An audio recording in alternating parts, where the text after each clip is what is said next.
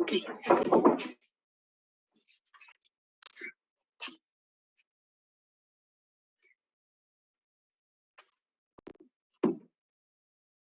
Ok, a ver.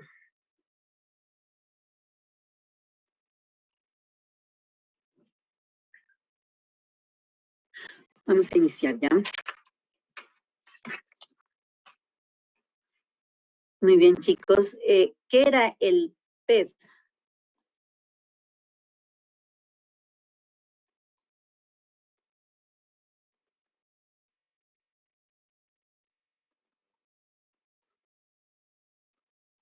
La presión respiratoria máxima. Ese valor que nos sale en la historia clínica, este de aquí, donde está el PEP, en el examen físico. Este valor de aquí, ¿a qué se refiere? PEP de 80 litros por minuto.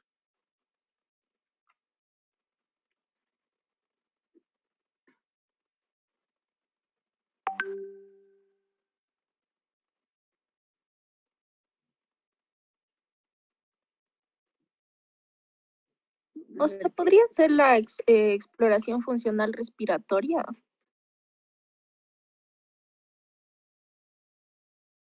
Era una de las necesidades de aprendizaje de ayer el PEP, ¿verdad?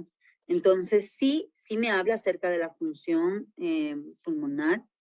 Sí es muy utilizado para el diagnóstico poco, porque ya saben que el gold estándar del diagnóstico del asma, pues va a ser la espirometría. Sin embargo, esto se puede utilizar como para el seguimiento, como para valorar cuál es la función del pulmón en ese momento. Perdóname, Camila. O sea, era el ápice del flujo respiratorio. Doménica.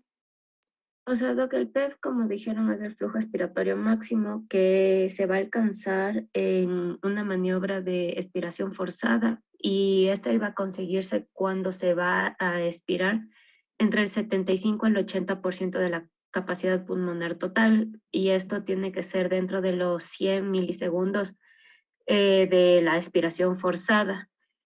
Y puede ser, ¿cómo se llama?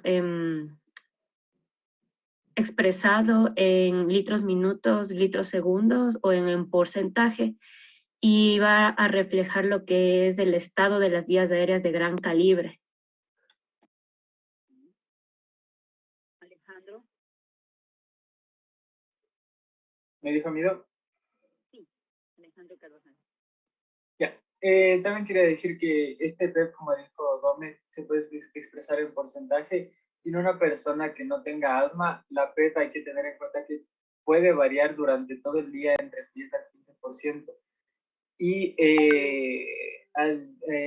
con diferencia de las personas que sí tienen asma, esta varía más del 20%. Entonces, cuando tenemos una variación mayor del 20%, podemos considerar que tiene asma descompensado, o sea, descontrolado. Y adicionalmente el procedimiento se lo debe realizar 3 mediciones y se anotará el mejor valor del PEP. Okay. Así es. Entonces, como les decía, pues sí valora la función pulmonar, el flujo expiratorio máximo se obtiene durante, primero es importante que sea durante una expiración forzada, ¿sí? Que se origina en la primera décima de segundo y que se expresa en litros. ¿Qué más es importante de aquí? A ver, en los niños el PEF se mide en relación a la talla, ¿sí?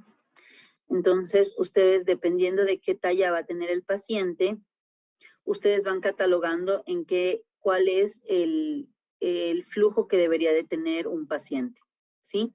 Lo ideal es que esté sobre el 80%, ¿sí? Entonces, a ver, vamos a continuar un poco lo del asma. Muchas de las cosas ya hablamos el día de ayer.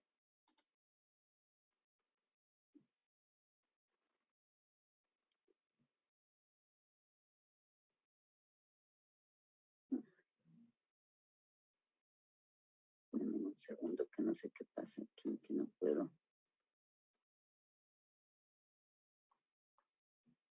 No puedo empezar a proyectar desde donde quiero. Ok, muchas de las cosas ya hablamos el día de ayer. De todas maneras, como les decía, el PEF no me sirve para el diagnóstico, pero sí se utiliza mucho para el seguimiento de los pacientes con asma, para poder valorar en qué momento el paciente está presentando una alteración, un patrón obstructivo. Recuerden que los niños con asma tienen mucha facilidad para adaptarse a los síntomas. Ellos pueden estar en una crisis asmática y sin embargo permanecer jugando. Entonces muchas veces esta medición que se la puede hacer pues en consultorios o en la misma casa, nos puede ayudar a valorar cuál es la verdadera función del paciente en ese momento. Muy bien, ¿qué era el asma? Que eran pues lo más importante el día de hoy. Vamos a ver que el asma es una enfermedad inflamatoria crónica de las vías respiratorias. En la patogenia de esta enfermedad van a intervenir diferentes mediadores de la inflamación, como vimos ayer, entre las interleuquinas, los macrófagos, los linfocitos, todo. Está condicionada ya sea por factores genéticos, eso es muy importante. Siempre el asma tiene un antecedente genético. Los episodios son recurrentes de una hipersecreción bronquial, o sea, una hiperrespuesta bronquial, y una obstrucción variable al flujo aéreo, total o parcialmente. Lo importante que de esta patología es que esta obstrucción es reversible, ya sea por la acción de medicamentos o de manera espontánea. Dime, Camila. Doc, leí que la PEF para el asma, o sea, aquí lo importante no era tanto para el diagnóstico, sino más bien para la observación y el tratamiento, porque decía que esta se usaba más bien para ver la función de los pulmones cuando ya tenemos el tratamiento, o sea, estamos ya en un tratamiento con el paciente. Entonces decía que normalmente en un paciente normal, la PEV en la mañana iba a cambiar o sea, iba a variar del 10 al 15%. En cambio, en una persona que tiene deficiencia, un déficit, o sea, que tiene asma, que está deficientemente controlada, esta puede variar en más de un 20%. Entonces, que normalmente los índices del flujo se comparan en tablas en las que ahí tenemos lo que es el sexo, la raza y la estatura, y que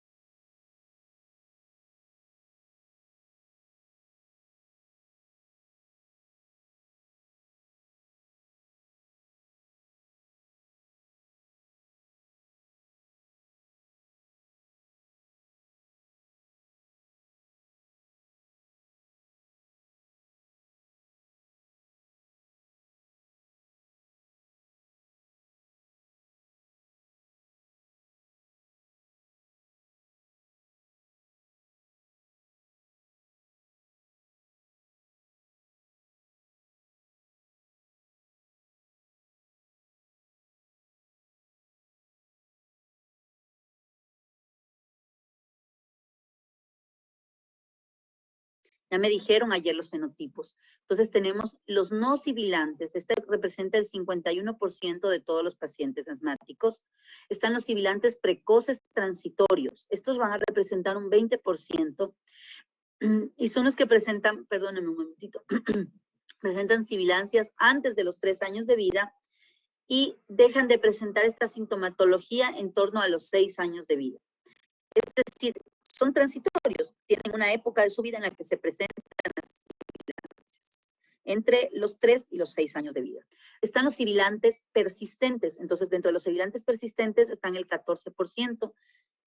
Estos van a presentar sibilancias antes de los 3 años de vida, pero se van a prolongar hasta después de los 6 años de vida. van a tener sintomatología aún después. Y están los sibilantes de inicio tardío, son los que comienzan los sibilantes, empiezan o presentan las características sibilantes a nivel pulmonar entre los 3 y los 6 años de vida. Es decir, recién a los 3 o a los 6 empiezan sus características de sibilantes. Esos van a ser los sibilantes de inicio tardío. Estos son los conocidos fenotipos, son los 4. El más común es el no sibilante. El que le sigue en frecuencia van a ser los sibilantes precoces pero transitorios.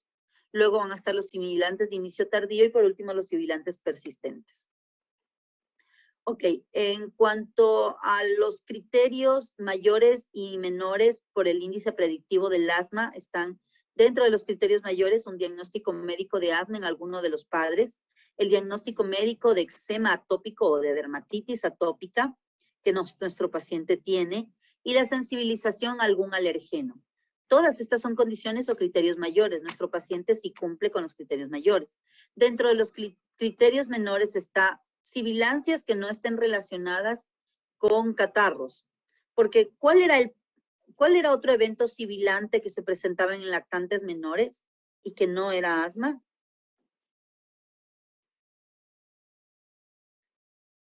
Ariel.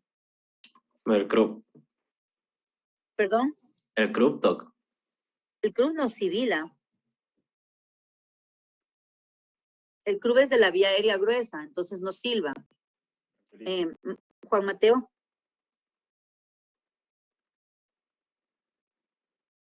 La bronquiolitis. Recuerden, el primer evento sibilante en un paciente menor de 2 años era la bronquiolitis, ¿sí? Eso tienen que tenerlo presente. Todo paciente que ustedes le sibile en un paciente menor de 2 años, ustedes pueden pensar en una bronquiolitis. Sin embargo, esta va relacionada con un proceso catarral. Acuérdense que la bronquiolitis iba asociada a un proceso catarral. Sin embargo, si yo tengo sibilancias que no están relacionadas a catarro, ya es uno de los criterios menores. Una eosinofilia en sangre periférica mayor a 4%, que no es específica. Sí, no es específica del asma, pero es uno de los criterios menores. Y la presencia de rinitis alérgica diagnosticada por un médico entre los 2 y los 3 años de edad. Y alergia a leche, huevo o frutos secos. Entonces, ayer también hablaron y muy acertadamente acerca de la prevalencia y de los factores de riesgo. Bueno, este es un estudio sacado en el 2017 sobre la prevalencia del asma en las Américas y como ustedes pueden ver, pues Ecuador tenía alrededor del 10.9% de prevalencia de asma. No somos el más alto porque miren, Perú está en 33.1 y pues Guatemala estaba en 30% y así Cuba, por ejemplo. Pero no sabemos si es que hay algún problema en el diagnóstico también del asma, ¿sí? Porque esto pues obviamente va en casos reportados. En cuanto a los factores de riesgo, pues el factor genético es muy importante y es muy decidorio a la hora de hablar de asma. Estamos la exposición al humo del tabaco, ¿sí? Veíamos que los obesos tienen una mayor predisposición a desarrollar asma. Las infecciones, la contaminación, los ácaros, la presencia de animales y el frío. Entonces, hablando un poco acerca de la fisiopatología del asma, vamos a ver que el asma tiene una patología que es multifactorial. Son muchos factores los que intervienen en la presencia de este asma. Dentro de la fisiopatología van a intervenir mecanismos tanto inmunológicos, mayoritariamente mediados por la IgE, y mecanismos no inmunológicos. Pero vamos a ver que en ambos la hiperreactividad bronquial es la característica definitoria. Lo que hay es una hiperrespuesta, una hiperreactividad del bronquio. Entonces, dentro de los mecanismos inmunológicos está lo que nos hablaban ayer, ¿sí? La exposición a un alergeno. Esto va a desencadenar una cascada hasta llegar a los linfocitos TH2 y estos pues van a estimular a diferentes células como los plasmocitos que van a intervenir en la generación de la IgE. Vamos a tener, los mastocitos, los basófilos y eosinófilos que van a actuar dentro de la inflamación. Dentro de estos, la activación del ácido araquidónico con los COX y los leucotrienos. Entonces, estos leucotrienos son responsables de la respuesta tardía y los COX, ¿sí?, que van a ser los responsables de una respuesta temprana. Esto es importante porque luego ustedes van a ver que dentro del tratamiento vamos a tener los antileucotrienos y ya vamos a saber a qué nivel actúan y por qué son importantes dentro de la fase del tratamiento. Y también están mecanismos no inmunológicos. Están los mecanismos no inmunológicos cuando se da alguna alteración durante el desarrollo embrionario del árbol bronquial, ¿sí? Entonces vemos que durante todo su desarrollo se puede presentar alguna alteración y esto determinar algún tipo de obstrucción y algún tipo de alteración que va a determinar una hiperrespuesta y se puede presentar el asma en estos pacientes. Entonces, dentro de la fisiopatología teníamos que va a haber una constricción del músculo liso. Como les decíamos ayer, si ven, no solamente está aumentado en tamaño el músculo liso, déjenme aumentar aquí. No solamente hay una hiperplasia, una hipertrofia, sino también una hiperplasia de todo este músculo liso, lo cual va a aumentar su contracción y eso daba esa característica que veíamos en esta imagen. Si ven como el músculo liso está contrayendo a todo el bronquio y miren cómo le da este aspecto como de cordón umbilical, que no es el mismo que vemos en un bronquio normal, ¿no es cierto? Entonces tenemos un engrosamiento inflamatorio de la mucosa bronquial, como vimos ayer, miren toda la mucosa y miren cómo se aumenta el tamaño de esta mucosa bronquial y hay un remodelamiento bronquial, donde destaca el papel de los fibroblastos. Entonces, eso es importante porque no solamente hay un proceso inflamatorio con la presencia de neutrófilos, eosinófilos, linfocitos, mastocitos, sino que también se remodela todo el árbol bronquial. Ya no es la misma estructura que teníamos acá.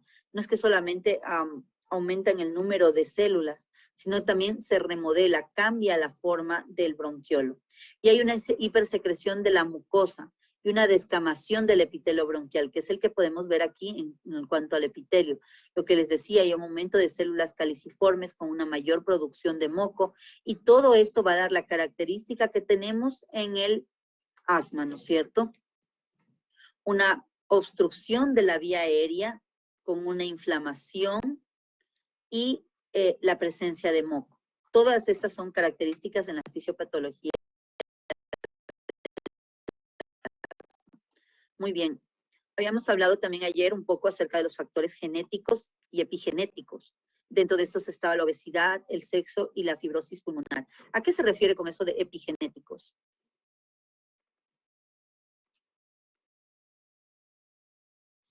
Ariel. Puede ser que, o sea, factores epidemiológicamente, o sea, en una población, que tienen que ver, o sea, con un factor genético que va a dar la patología. Algo así. Estamos viendo. Juan Mateo.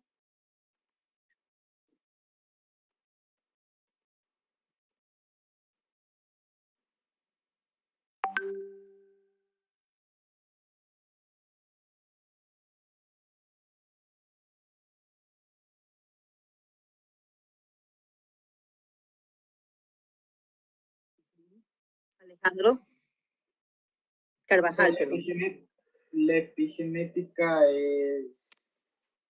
son los mecanismos que regulan el ADN. Entonces ya puede haber cambios en los mecanismos que regulan la transcripción de genes que pueden hacer que nos seamos predispuestos a desarrollar asma. Adrián. Más que nada serían los factores no genéticos, por ejemplo, los factores ambientales que van a intervenir en que se exprese o no un gen. Exactamente. Joel. Sí, o sea, la influencia de un mecanismo ambiental que interacciona con el genoma y de esta manera causa un cambio en la expresión genética. Entonces, eso. Para eso, Melina. Bueno, lo mismo que se va a encargar de regular el momento y la cantidad de la expresión de los genes, modificando el ADN y las proteínas asociadas. Perfecto. Catherine Hidalgo. Sí, factores externos que, digamos, influyen en que un gen se active. Por ejemplo, puede ser que haya una pareja de gemelos y un gemelo se crió en un ambiente con alimentación adecuada, mientras que otro se crió en un ambiente con alimentación, digamos, con comida chatarra. Entonces, uno se va a desencadenar la expresión de genes que llevan, digamos, por ejemplo, alguna enfermedad, como por ejemplo un cáncer gástrico, y el otro puede ser que no los genere y por otros factores, por ejemplo, que haya fumado o la forma en la que los crían también, puede activar algún gen que derive a alguna otra patología o puede ser que no se active el gen por esos mismos factores. Ok, sí, ¿no? La epigenética es como lo que está encima de la genética. Y sí, es real lo que ustedes dijeron. Son condiciones o factores que puedo modelar o que no lo puedo modelar que van a intervenir sobre los genes, ¿sí? Sobre la activación. Al ser el asma una enfermedad multifactorial, entonces hay factores que van a intervenir en sí o no se desarrolla esta patología. Entonces, dentro de estos factores genéticos y epigenéticos está pues la obesidad. El sexo yo no lo puedo definir, pero sí sé que si es un niño varón va a tener una mayor predisposición en edad temprana. Y la fibrosis pulmonar,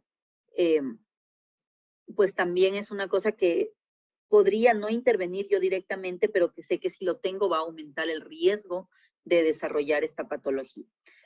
Dentro de los ambientales está la exposición alergénica, las infecciones respiratorias, la exposición al humo del tabaco, la contaminación ambiental, el clima, la dieta y la exposición a fármacos, como ya vimos dentro de los factores de riesgo, ¿no es cierto? Y factores que desarrollan el asma van a estar los factores dependientes del huésped, que están los genéticos, están los genes que se predisponen a la atopía. Recuerden de la marcha atópica, un paciente que empieza con eczema, que presenta rinitis alérgica, que ha tenido algún grado de alergia alimentaria, es un paciente que podría llegar hasta desarrollarse el asma. Y muchas veces un tratamiento, un control adecuado, un control del peso y todo lo demás, podría retrasar o incluso revertir esta patología, ¿sí? Genes que predisponen a la hiperrespuesta bronquial, la obesidad y el sexo. Los factores medioambientales, pues son los mismos que acá, son los alergenos, las infecciones de predominio viral, el tabaquismo pasivo, la polución, la dieta y el clima. Entonces, ¿cómo hago el diagnóstico de asma, chicos? ¿Cómo diagnostico asma?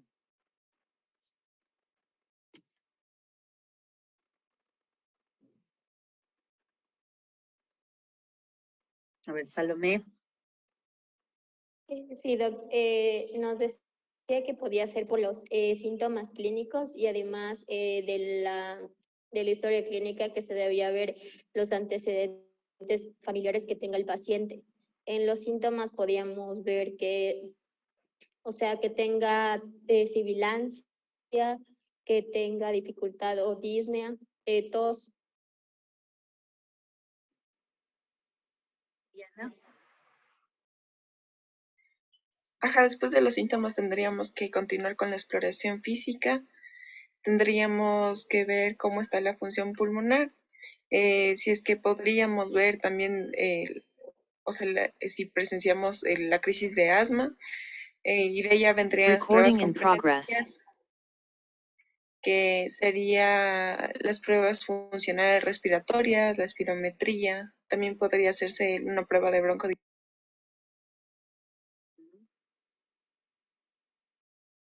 Aguilar.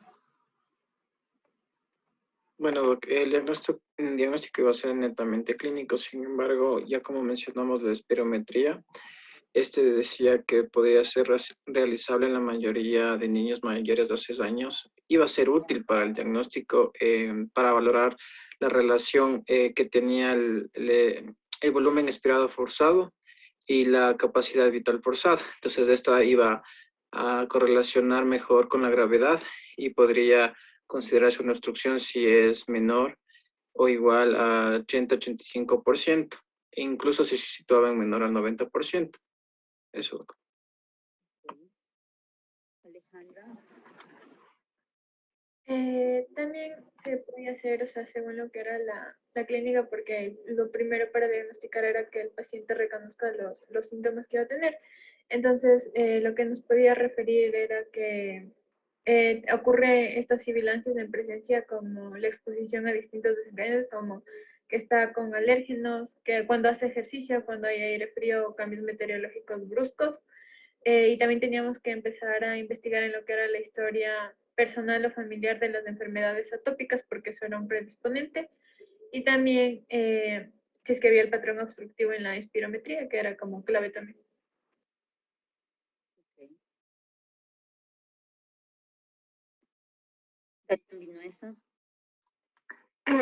Entonces, como ya dijeron mis compañeros, es clínico el diagnóstico, pero también se puede usar la espirometría como una herramienta, especialmente para el diagnóstico y seguimiento de los niños de más de 6 años. Y dentro de las principales variables de la espirometría va a ser la capacidad vital forzada, que es el volumen de aire que puede ser expirado con el máximo esfuerzo y rapidez, partiendo de una inspiración máxima.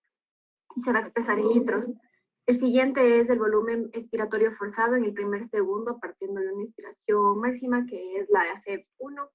También se va a expresar en litros y se va a reflejar las alteraciones de vías aéreas mayores.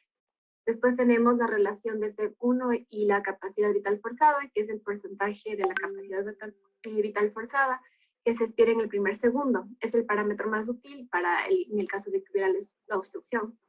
Ahí viene el FEF del 25 al 75%, que es el flujo expiratorio forzado entre el 25 y el 75% de la capacidad vital forzada.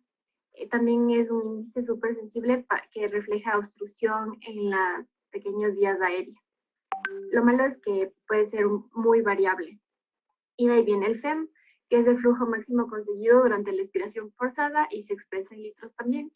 Es dependiente del esfuerzo y tiene escasa variabilidad, por lo que resulta útil para la práctica clínica.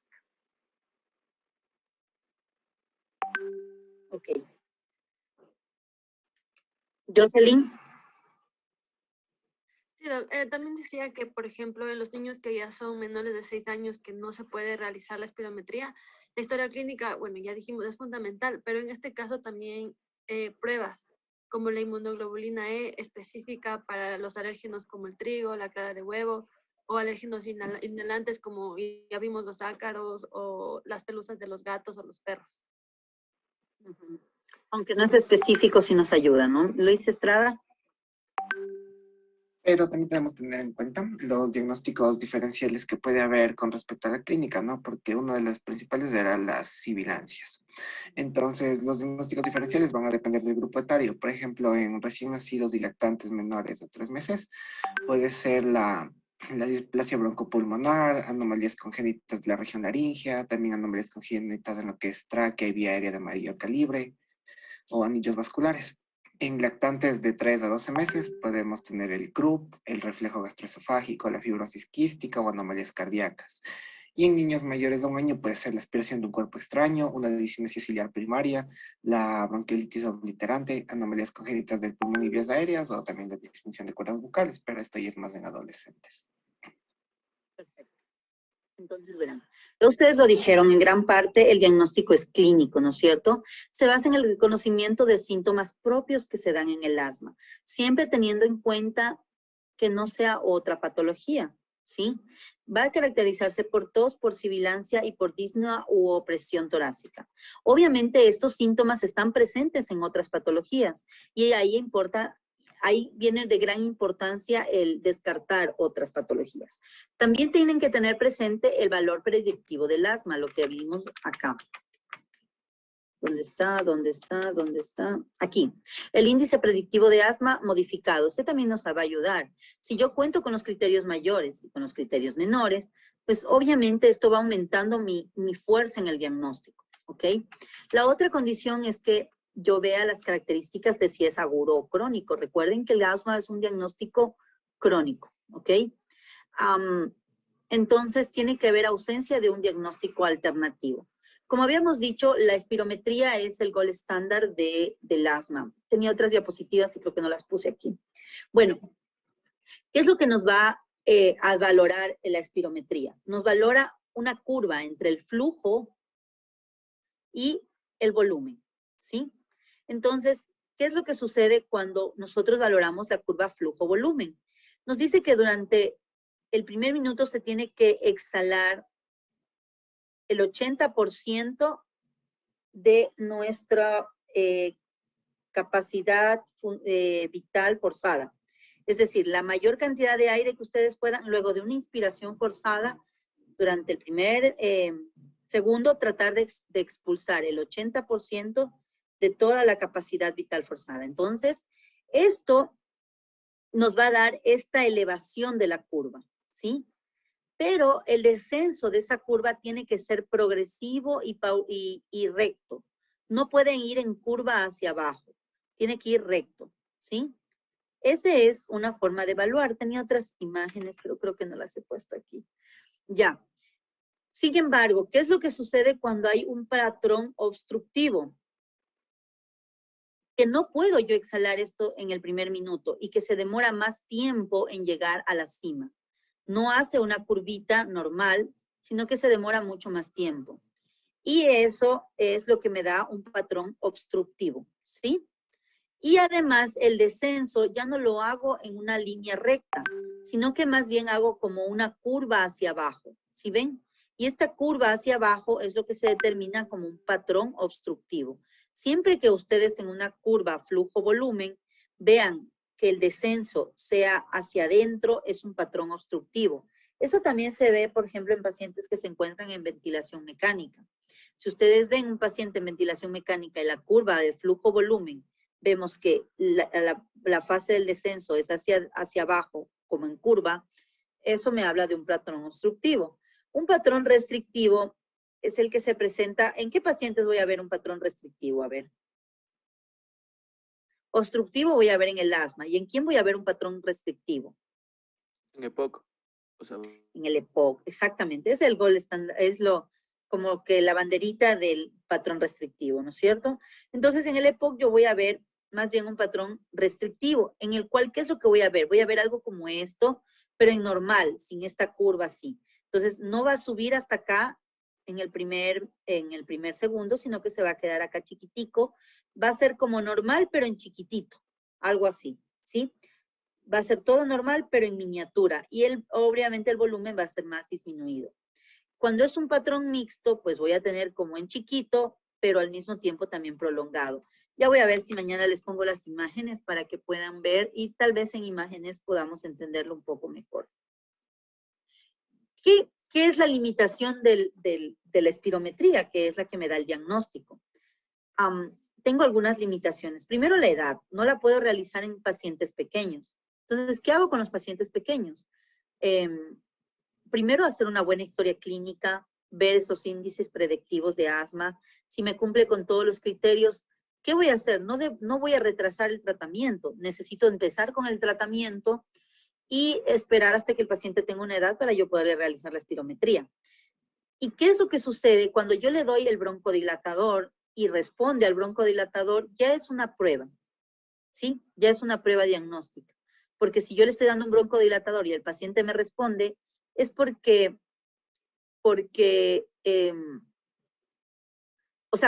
realmente estamos ante un patrón obstructivo y este patrón obstructivo es reversible. Responde a mi tratamiento con broncodilatadores, ¿ya? Además de eso, tengo que haber retirado los beta-2 agonistas de acción corta y larga durante 6 a 12 horas antes del estudio. Esto es muy importante. Hay muchos papás que le dan a la hora antes de ir a hacer el estudio, le han dado el broncodilatador. Y estas son cosas que se deben de explicar.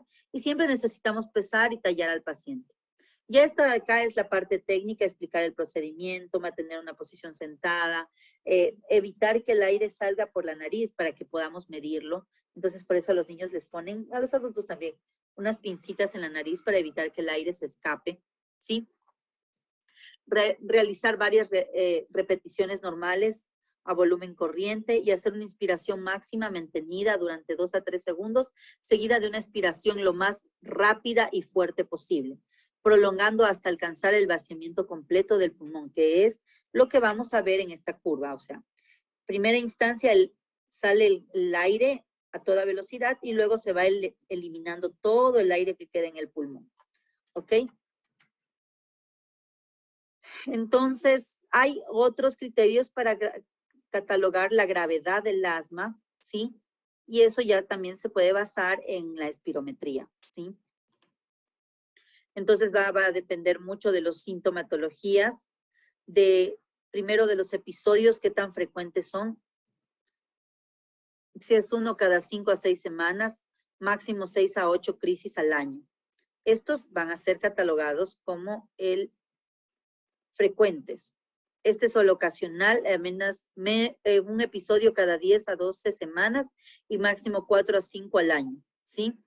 Los más leves. Es asintomático con buena tolerancia al ejercicio. La FEB va a estar más del 80%. La FEB 1 es como la expiración forzada durante el primer segundo. Entonces, esta tiene que ser que de toda la capacidad pulmonar mía, yo tenga la capacidad de eliminar el 80% durante el primer segundo. Eso es lo normal. Cuando hay asma y obviamente hay una obstrucción, hay algo que impide la salida de ese aire, no voy a eliminar el 80% en el primer minuto, sino menos. Y eso es uno de los diagnósticos del asma, ¿sí? ¿Qué más? El episodios frecuentes, ya los dijimos, está sintomático, pero con el esfuerzo intenso sí hay sibilancias. Y la FEB está igual, más del 80% y hay una variabilidad de la PEB menos del 20%. Y hay persistentes moderados que presentan un episodio cada 4 a 5 semanas, los síntomas van a ser leves, pero hay sibilancias con el esfuerzo moderado, hay síntomas nocturnos, menos de 2 noches en una semana, y el uso de salbutamol, este es el SABA, o el uso de broncodilatadores, menos de 3 días en una semana. ¿Ok? Aquí sí ya empiezo a tener una FEB 1 que está más del 70, pero menos del 80. Ya empiezo a tener una alteración, ¿sí? Y en el persistente grave voy a tener episodios muy frecuentes, voy a tener síntomas intercrisis frecuentes, voy a tener sibilancias con esfuerzos mínimos, voy a tener síntomas nocturnos más de 2 noches por semana, voy a utilizar SABA 3 días a la semana y la FEB, el volumen forzado en el primer minuto va a estar en menos del 70%. ¿Sí?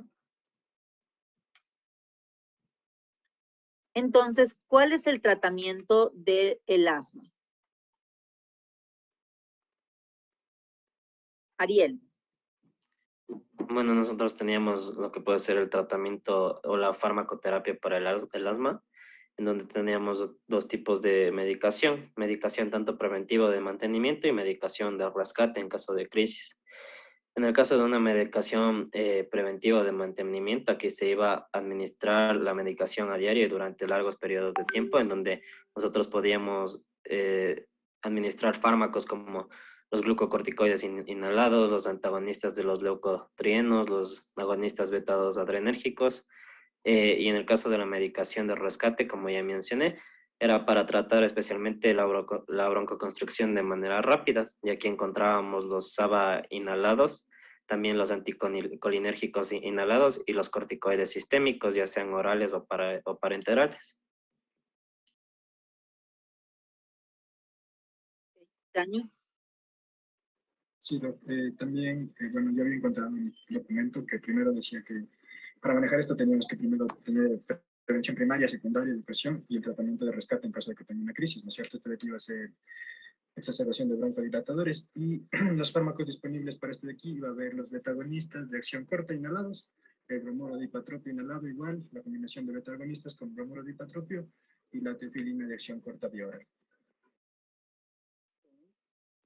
Denis Medrano. También yo había encontrado que se puede dar glucocorticoides sistémicos y mencionaba que estos iban a emplear para el tratamiento de las crisis moderadas o graves, pero se tenían que administrar en pautas cortas, entre 3 a 5 días o hasta la resolución del problema. Y aquí mencionaba que se iban a utilizar las dosis de 1 a 2 miligramos por kilogramo de peso al día y puede ser de prednisona o también cualquier médico o cualquier fármaco que sea equivalente a este, con un máximo de 50 miligramos al día. Ok. ¿Ya han escuchado hablar acerca de la guía del asma?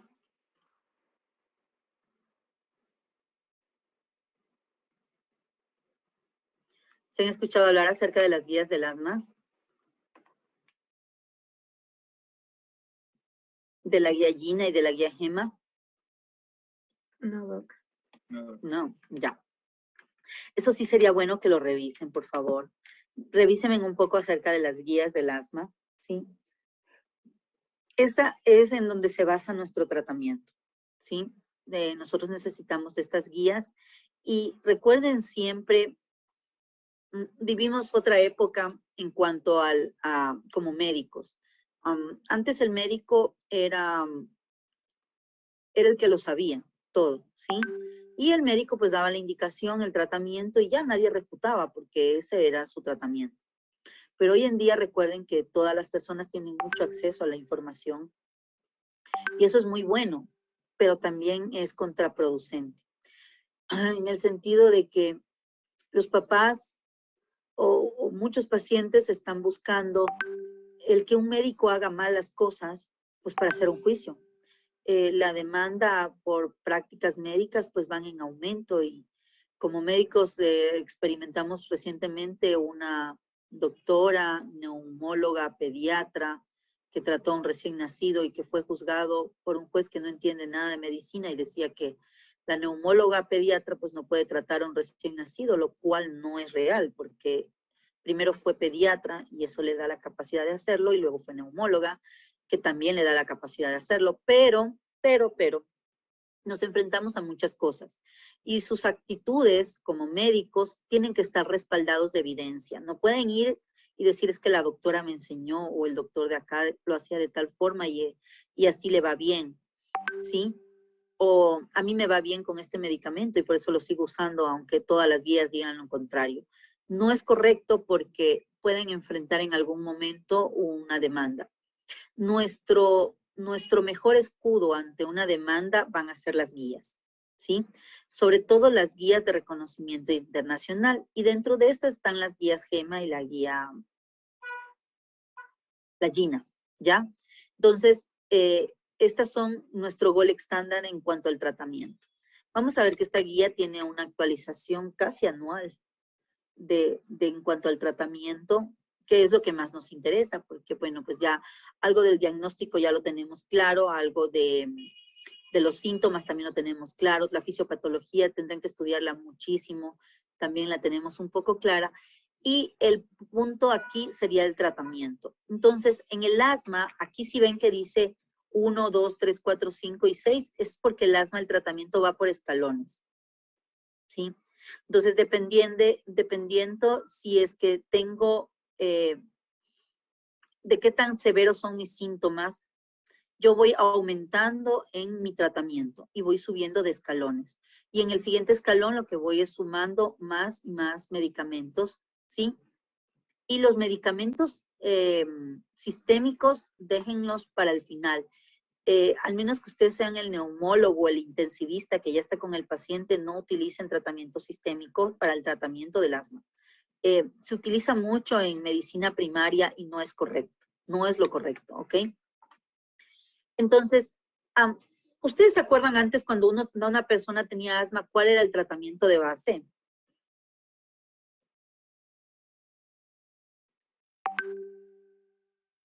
Si un niño tenía asma, ¿qué era lo que usaba? Juan Mateo. Exactamente, era el salbutamol, ¿sí? Eran los SABAs. Entonces, lo que usaban los pacientes antes era el salbutamol. Esa era como la piedra angular del tratamiento, eran los broncodilatadores. Sin embargo, las nuevas evidencias nos dicen que los broncodilatadores sí nos ayudan en el momento de la crisis, pero no pueden ser el tratamiento de base.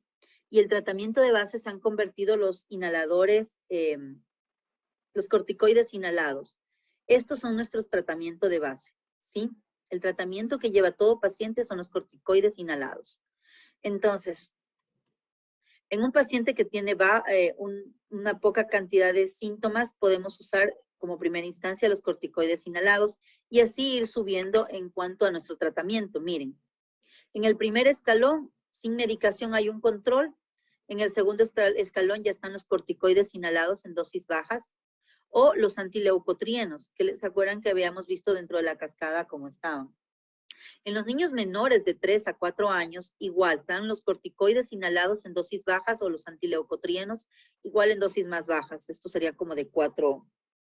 El antileucotrieno de elección van a ser el Montelukast. Utilizamos en dosis de 4 miligramos. Dime, Diana. Doc, los corticoides que utilizamos son la budesonida y la fluticasona, ¿verdad? Sí, la fluticasona, la budesonida, son los ejemplos de corticoides. Esta es la base del tratamiento actual en cuanto al asma. Entonces, un paciente, ¿qué es lo que hemos visto? Que los corticoides inhalados van a disminuir las crisis, que es algo muy importante. Disminuyen la hospitalización del paciente y obviamente van a disminuir la mortalidad. Entonces, todo lo que ustedes como médicos ya saben, todo lo que intervenga en mejorar la mortalidad de un paciente es una buena práctica médica. Entonces, si ustedes encuentran a un paciente que tiene asma de base, recuerden siempre que lo que tiene que tener de base también van a ser los corticoides inhalados. Si ven aquí, todos son corticoides inhalados. En cualquier etapa de nuestro tratamiento vamos a utilizar los corticoides inhalados. Y ya quedaron los SABAs, es decir, los broncodilatadores como el salbutamol, más bien para las crisis, como el rescate. ¿Ok? Pero la base del tratamiento son los corticoides inhalados o los antileucotrienos. ¿Sí? Entonces le voy a dar o fluticasona o salmeterol inhalado o le voy a dar un antileucotrieno como el Montelukast. ¿Ok? Las dosis de estos medicamentos inhalados no tienen una acción sistémica. No es lo mismo que yo le dé la prednisona vía oral, porque recuerden que los corticoides administrados por la boca sí tienen una acción sistémica importante y eso me puede traer repercusiones. Perdóname, ¿quién tenía levantada la mano? Yo, Doménica. Dime, Doménica. Lo que le iba a preguntar es, aquí en el país se usa el ipratropio para los pacientes pediátricos. Sí hemos usado el ipratropium. Se ve que el ipratropium también nos ayuda como potencia el efecto del salbutamol y en crisis nos va súper bien. En un paciente en crisis usamos salbutamol más ipratropium, ¿sí? Y también, obviamente, en crisis de asma van a ir los corticoides inhalados de base. Eso es algo muy importante. Son más caros los corticoides inhalados porque la fluticasona inhalada obviamente es más cara. Pero a la larga ustedes le tienen que explicar al papá, sí es más caro, señor, pero eso va a evitar que su hijo se complique, eso va a evitar que su hijo vaya al hospital y a la larga va a resultar más económico, ¿sí? Porque un niño con asma es un niño que va 3, 4 veces al hospital y medio tiene un resfriado y ya empieza la crisis. O empieza con una otitis y empieza la crisis. O tiene algún tipo de problema de cualquier índole, cualquier infección y empieza la crisis. Cuando no hay un adecuado control, los pacientes presentan crisis repetidamente. Y mientras que cuando se utilizan estos glucocorticoides en dosis bajas, pues ya les dije pues todos los beneficios que vamos a tener. Entonces, según la gravedad del paciente, vamos subiendo de escalones y vamos dando glucocorticoides a dosis medias ya. Ya vamos a ver cuáles son las dosis bajas y las dosis medias. Glucocorticoides a dosis bajas más el LABA, ¿sí? Que son las beta-2 agonistas de acción larga. O los glucocorticoides a dosis bajas, pero más los antileucotrienos. No es o los leucotrienos, sino más. Esto es lo que generalmente usamos mucho en los pacientes. Usamos los glucocorticoides en dosis bajas más los antileucotrienos, ¿sí? En niños menores de 4 años, en el tercer escalón usamos los glucocorticoides en dosis medias o los glucocorticoides en dosis bajas más los antileucotrienos. No usamos los LABAs, no usamos los beta-2 agonistas de acción larga, ¿ok? En el cuarto escalón, es decir, con síntomas más severos, en las guías ustedes van a encontrar qué síntomas se determinan que estén en qué escalón. ¿Ok? Entonces van a ir sumando. Si ven glucocorticoides en dosis medias más LABA o glucocorticoides en dosis medias más antileucotrienos. Pero en los niños chiquitos, acuerden que solo en menores de 3 a 4 años, menores de 3 años, lo que vamos a usar son solo los glucocorticoides inhalados y los antileucotrienos. Nada más, ¿sí? El tiotropio también se utiliza mucho. Y esto ya, recuerden que desde el 4.º escalón hacia arriba ya no es del médico general.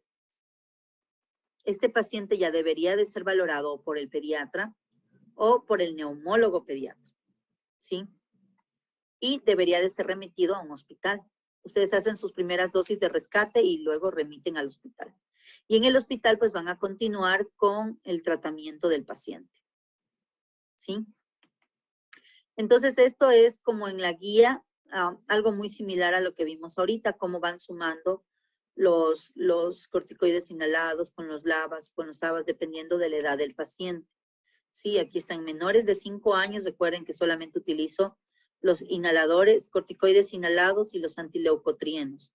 Y pues ya luego vamos a utilizar también los salbutamoles y los ABAs. Estos son las dosis bajas, medias y altas de los corticoides inhalados. Para niños entre 6 años y 11 años. Todo esto está en la guía. Esta es la guía y todo van a encontrar ahí en la guía. Entonces, van a ver que dependiendo del medicamento vamos a tener dosis bajas, medias y altas. Entonces, de cada una, por ejemplo, la fluticasona, vamos a tener que la dosis media y la dosis baja van a ser 50. Y que en estos niños, pues no les vamos a dar una dosis más alta a esta edad. ¿Sí? Y el propionato de fluticasona sí va a ser de 50 a 100, de 100 a 200 y más de 200 va a ser la dosis alta. Más o menos es así. Miren, la mometasona, las dosis bajas y medias van a ser 100 y las dosis altas van a ser 200. Esto es en niños menores de 5 años. Entonces, también ustedes van a tener todos los corticoides como la mometasona y ahí van a ver las que son las dosis bajas, medias y altas, que en los niños generalmente no hay muchos cambios, en los más pequeñitos. Utilizamos dosis más bajas de los corticoides inhalados. Pero nos va súper bien, o sea, un niño con un corticoide inhalado a dosis bajas va súper bien en cuanto a su evolución. Bueno, esto es del diagnóstico diferencial del asma, que deberían de haber sido nuestras hipótesis diagnósticas, ¿no es cierto? Porque es lo que deberíamos de tener presente. Entonces, aquí está la displasia broncopulmonar, que no va acorde a nuestro paciente, porque esto es un diagnóstico que se presenta sobre todo, es de origen neonatal, y desde pequeñitos se empiezan a presentar. Estos son los pacientes que tienen necesidades de oxígeno suplementario a los 28 días de vida o después de las 36 semanas de haber nacido. Es decir, a ver, el niño neonato que es prematuro va a requerir oxígeno, ¿no es cierto? Porque su pulmón no está desarrollado. Sin embargo, un bebé que nace y que requiere oxígeno debería de ser retirado este oxígeno a los 28 días. Es decir, el niño después de 28 días de haber nacido tendría la capacidad de mantener su oxigenación adecuadamente. Pero si no lo logra, o si tiene más de 36 semanas de edad gestacional corregida o de edad gestacional a la fecha, y aún así requiere oxígeno, eso se cataloga como una displasia broncopulmonar, ¿sí? Anomalías congénitas de la vía aérea superior, anomalías congénitas de la vía aérea inferior, la bronquiolitis, que ya les dimos que puede ir dentro del diagnóstico diferencial, sobre todo en los niños más chiquitos. Y nuestro paciente no iba, pues porque no cumplía con la edad, porque recuerden que es el primer episodio disneizante o sibilante en un niño lactante, es decir, hasta los 2 años de edad. Y que tiene una asociación a un proceso infeccioso y que tiene una escasa respuesta a broncodilatadores. Está el reflujo gastroesofágico con la alteración en la deglución. Obviamente, si tengo un reflujo gastroesofágico, la aspiración repetida puede provocar bronquitis. Es una inflamación de la vía de los bronquios, como lo que produce el asma, pero por otro mecanismo, que es por el reflujo gastroesofágico. ¿Sí? Y puede coexistir este reflujo gastroesofágico con el asma. Eso también es una condición importante. ¿Sí? No es que el uno excluya al otro. y puede estar asociado a atragantamiento o a pirosis. La fibrosis quística, que está asociada a sibilancias, esta va a elevar la IgE y se suele asociar a malnutrición. Recuerden que la fibrosis quística no solamente tiene síntomas pulmonares, sino también síntomas digestivos. Entonces, al tener síntomas digestivos en este paciente, lo que voy a encontrar yo va a ser una desnutrición. Por cierto, nunca evaluamos el estado nutricional de nuestro paciente, ¿no es cierto? Eso siempre también debemos hacerlo. Habría que ver cuál es el estado nutricional de nuestro paciente. La insuficiencia cardíaca, que es menos probable, el cuerpo extraño, que sí se puede presentar en una tos crónica. Recuerden siempre que el cuerpo extraño puede simular muchas cosas en pediatría. Sí, y puede ser que el niño esté todo el tiempo con tos y con algo que simule un asma y realmente ser un cuerpo extraño. Eso también debemos de tenerlo. ¿Cuáles son las características que me van a descartar el que sea un asma si no tengo ningún familiar con asma, si no tengo la historia de atopía, si no tengo, entonces es menos probable que sea asma y ahí yo voy a buscar otras alternativas diagnósticas, ¿ok? Esta es otra patología que no la pusimos y que sí es muy importante y que sí va asociada mucho a sibilancias, que es la discinesia ciliar primaria. Entonces, esto se va a caracterizar por secreciones respiratorias y ruidos auscultatorios y por infecciones sinusoidales y pulmonares, bronquiectasias y posibles situs inversos. Ya les voy a hablar un poquito más de esta discinesia ciliar primaria, que esto sí tiene que ir dentro del diagnóstico diferencial. La bronquiolitis obliterante, la disfunción de las cuerdas bucales, que es menos, y la infección recurrente de la vía aérea superior. Bueno, ya vamos a ver algunas patologías de las que hemos visto en esta diapositiva, ¿sí? En cuanto a la rinitis alérgica, espero que el asma les quede un poco más claro. Les quedo para entregarles alguna de las curvas para ver un poco más de la espirometría, que es lo que nos interesa.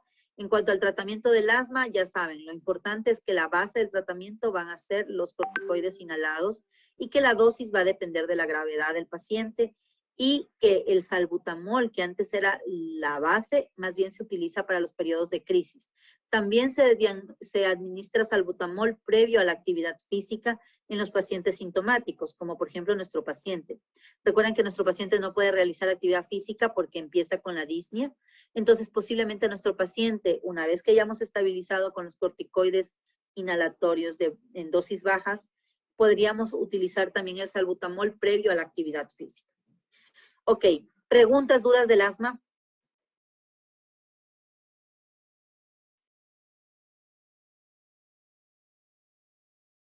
No, todo claro. ¿No? Ok. Vamos a ver ahora la rinitis alérgica. ¿Qué era la rinitis alérgica? Diana. Es una respuesta inflamatoria de la mucosa nasal que es mediada por la IgE. Y en la epidemiología vemos que es más frecuente en niños de 13 a 14 años en un 16%, pero también afecta a niños de 6 a 7 años en un 8.5%. Doménica.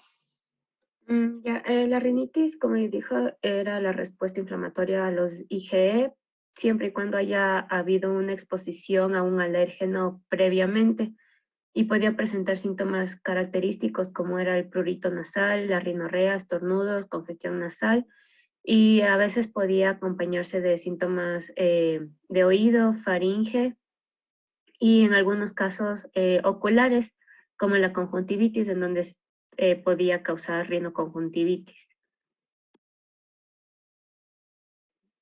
Matthew.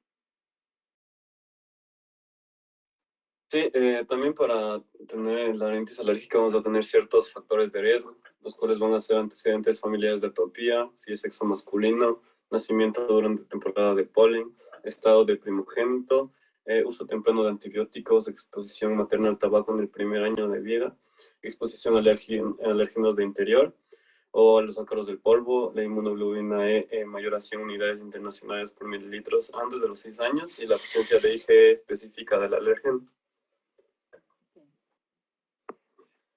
Dani García.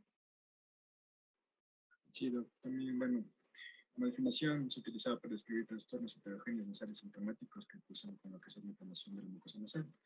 Y esto va a ser independientemente de lo que sería la etiología y el mecanismo patógeno.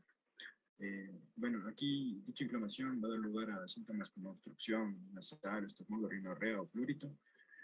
Y bueno, en clasificación encontré también que puede clasificarse en intermitente, persistente, leve, moderada o severa. La intermitente, pues los síntomas van a presentarse en 1 a 4 días o semanas, o mayor a 4 semanas. Y en la persistente, pues va a ser mayor a 4 días o semanas. En la moderada va a interferir con el sueño, interfiere para las actividades diarias, deportivas o recreativas, y dificulta las actividades laborales o escolares. Y en la leve, pues no va a interferir con ninguna de estas dos. Ok. Carlos. También en cuanto a la clasificación, había otra clasificación que era en función de los agentes causales y se iba a dividir en estacional, en perenne y en laboral. La estacional se iba a asociar a alérgenos que se encuentran en el aire libre. Bueno, por lo general el alérgeno responsable iba a ser el polen.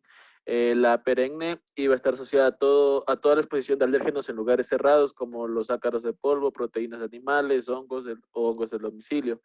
Y la laboral aparecen como respuesta a la exposición de alérgenos que se inhalan en el lugar de trabajo, que pueden ser sustancias como el cromo, el níquel, las penicilinas, cefalosporinas, formol, la madera, enzimas, entre otras. Okay. Salomé. La rinitis aguda y el asma son enfermedades que van en conjunto. Dice que un alto porcentaje de pacientes con rinitis alérgica de 40 al 50% tienen asma, mientras que del 80 al 90% de asmáticos tienen rinitis. Y sí se ha sugerido que si se da un correcto manejo de la rinitis aguda, se puede prevenir o retrasar la aparición del asma. Perfecto, sí. Luis. Para complementar un poco los datos epidemiológicos en el Ecuador, entonces vemos que la rinitis alérgica afecta más en lo que es la región costa, alcanzando un 48.3% frente a la región sierra, donde afecta un 35% de la población. También se ha visto la mayor incidencia es en zonas urbanas, y a pesar de esto, en el país, solo el 30% de las personas, de los pacientes que tienen esta enfermedad, tienen un tratamiento adecuado. Otra cosa más es que los principales alérgenos, bueno, estoy hablando igual, solo en el país, van a ser el polvo y los animales. Y se afecta más el sexo masculino que el femenino, teniendo una afectación del 55% sobre el 45%. El grupo etario más afectado va a ser entre los 5 a los 6 años, teniendo un 31%, siendo el síntoma principal la rinorrea con un 28%. Ok. Joel. Sí, Doc, el síntoma predominante iba a ser el prurito nasal, que incluso puede originar, bueno, lo que se conoce como el saludo alérgico o la pulsión de rascado nasal. Otros síntomas y signos frecuentes iba a ser la rinorrea acuosa, bilateral anterior y posterior. También podría presentar una congestión o obstrucción nasal, estornudos, sobre todo en salvas, síntomas oculares, como iba a ser el prurito ocular, la conjuntivitis, lagrimeo y fotofobia, anosmia. También podríamos buscar lo que se conoce como la triada clásica atópica, que iba a ser, bueno, la dermatitis atópica, asma y la rinoconjuntivitis, así como la existencia de síntomas previos de alergia alimentaria también iban a ser importantes. Ok. Ya estamos todos, ¿no es cierto? Entonces, ¿qué es lo que decimos? A ver, en cuanto a la definición del asma, ya nos dijeron, es la inflamación, obviamente, de la mucosa nasal. Todo lo que termina en itis va a ser una inflamación, y si es rinitis va a ser una inflamación de la nariz, ¿no es cierto? Inflamación de la mucosa nasal. Esto va a estar mediada por IgE después de la exposición a determinado alergeno en personas que han sido previamente sensibilizadas. Ok. ¿Qué síntoma tenemos? Tenemos el prurito nasal, tenemos la rinorrea, tenemos los estornudos, tenemos la congestión nasal, los síntomas óticos, faringios y con mucha frecuencia síntomas oculares. Además de eso tenemos el pliegue de Eddie Morgan, que es este plieguecito que se presenta debajo de los ojos, que es también muy característico. Las ojeras son muy característicos en los pacientes riníticos. El saludo rinítico, que es el que todo el tiempo se están moviendo así la nariz, y esto hace que se formen unos surcos en los lados de la nariz, ¿sí? Y todo el tiempo están así o moviéndose con la mano toda la nariz. Dice que esta patología afecta hasta el 25% de la población general, o sea que es una patología frecuente, muchas veces subdiagnosticada y muchas veces maltratada. Entonces, vamos a tener que no todo el rinítico tiene que recibir el mismo tratamiento, ni todo rinítico va a presentar los mismos síntomas, porque esto va a depender mucho de su gravedad, de cuán frecuentes son sus síntomas, ¿sí? Estamos experimentando, por ejemplo, en este momento un cambio climático importante, ¿sí? Vemos que es inusual este frío que se siente en esta época y también la poca aparición de sol. Entonces, los pacientes riníticos en estos momentos están presentando una mayor cantidad de síntomas, ¿sí? Los riníticos ahorita están yendo mucho a las áreas de emergencia o de consulta por este cambio en el clima. Y esto es un indicio de que el clima influye mucho en cuanto a la presencia de los síntomas de los pacientes riníticos, ¿ok? Entonces vamos a ver que según la duración de los síntomas puede ser intermitente y persistente. Entonces, síntomas menos de 4 días en una semana o menos de 4 semanas consecutivas. Y los persistentes son los que van a tener síntomas de más de 4 días a la semana y más de 4 semanas consecutivas. Y hay niños que presentan estos síntomas durante todo el año. Y según la gravedad de los síntomas, vamos a tener en leve y moderada grave. Entonces, leve, que no interfiere en el sueño, que no interfiere en sus actividades diarias ni deportivas o de ocio, y que no interfieren en las actividades escolares. Y los síntomas presentan, pero no son molestosos. Mientras que en la moderada y grave vamos a ver que tiene uno o más de los siguientes ítems. Interfiere en el sueño. Es muy común que los niños con rinitis alérgica moderada, severa, no puedan dormir. Eso es porque el momento en que se acuestan es como que les tapan la nariz y la boca y se despiertan por la falta de aire que esto produce. Va a interferir en sus actividades diarias. Son niños que también presentan una dificultad para hacer deporte, porque obviamente no puede ingresar una gran cantidad de aire y esto les impide que desarrollen sus actividades, ¿sí? También interfieren en sus actividades escolares y laborales, es decir, faltan mucho o no pueden realizar sus actividades de una manera adecuada y los síntomas son presentes y molestosos. La otra condición es que estos pacientes presentan generalmente dolor de cabeza, presentan mucho cansancio, el no dormir bien, ¿ok? Entonces, los alérgenos más frecuentes causantes de rinoconjuntivitis e historias clínicas. Bueno, esto es un poco cuáles son los diferentes alergenos, que está el polen, los ácaros, los animales, y cómo influyen cada uno de estos en los diferentes lugares en donde se puede presentar el paciente, ¿sí? Entonces, ¿cuál es el tratamiento de la rinitis alérgica?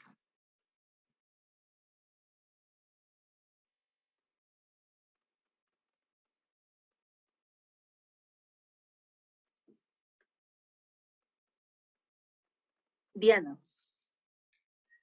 O sea, primero tenemos que identificar el agente alérgeno y eliminarlo. Y después ya se siguen, por ejemplo, con los corticoides nasales.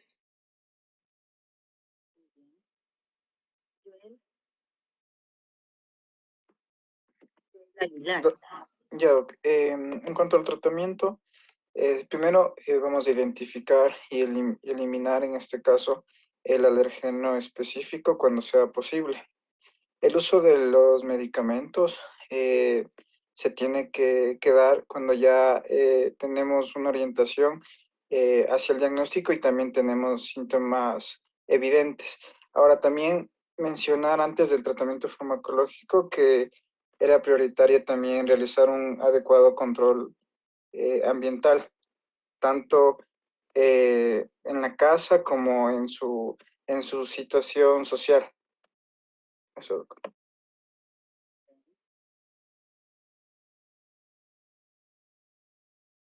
¿En Hidalgo? Sí, Doc, o sea, había una clasificación área que ayudaba a... Ajá, sí. El área es la guía de la rinitis alérgica, así como les hablé de la guía de la GEMA y del Ya se me fue ahorita. Bueno, de la guía GEMA y del asma, entonces el área va a ser de la rinitis alérgica. Sí, esta incluye la educación al paciente y también evitar, evitar el alérgeno. También el tratamiento farmacológico y la inmunoterapia con alérgenos. Y en los, aquí se incluye lo que son, puede haber tratamiento con anticolinérgicos intranasales, también con antagonistas de los receptores de leucotrienos, y aquí entra el montelukast, que nos mencionaba usted en asma, y que se puede dar como coadyuvante en pacientes que tienen poca respuesta a los antihistamínicos o los corticoides nasales, y también se puede dar en la rinitis estacional asociada con asma en los pacientes menores a 6 años y también en preescolares con rinitis persistente. Ok, Adrián.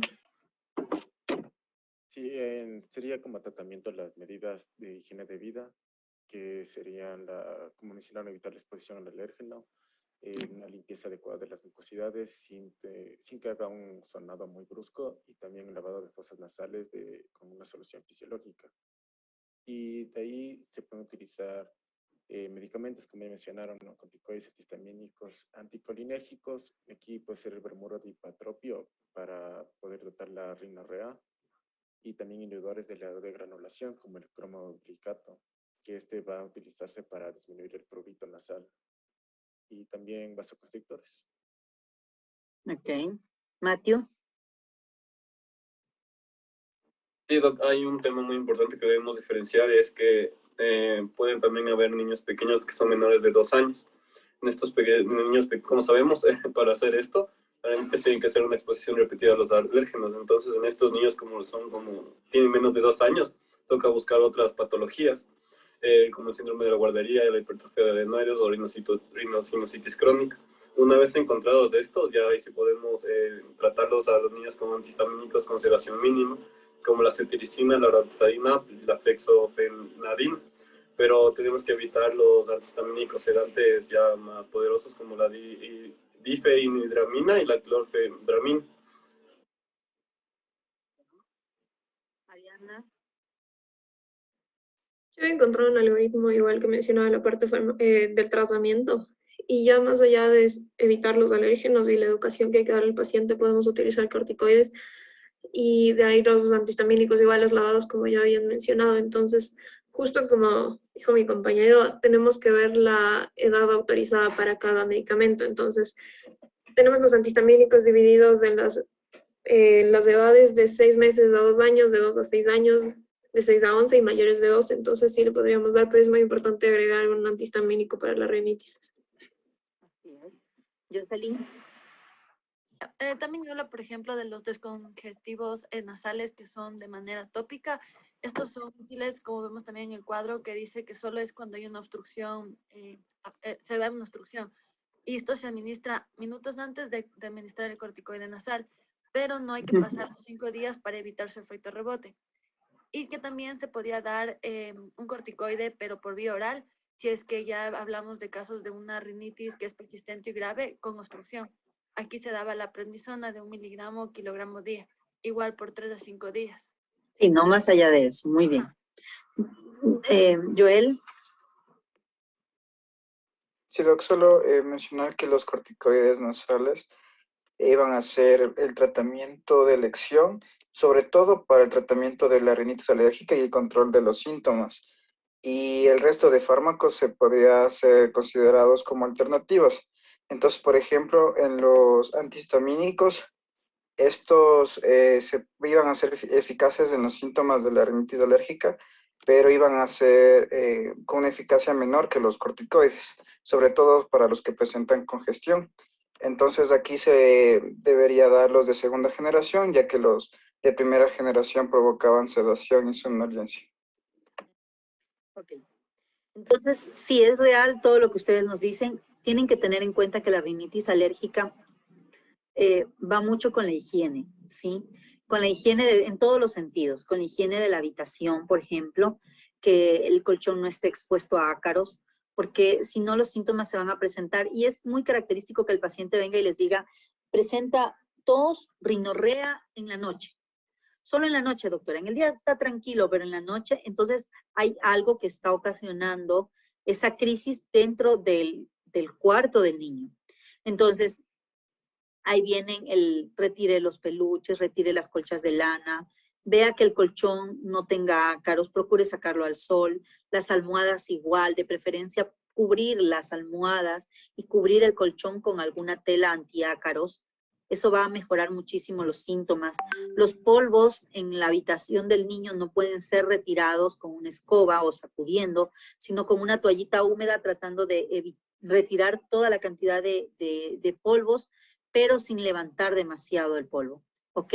También deben de usar los lavados nasales. Los lavados nasales son muy importantes porque recuerden que estos pacientes secretan una gran cantidad de moco.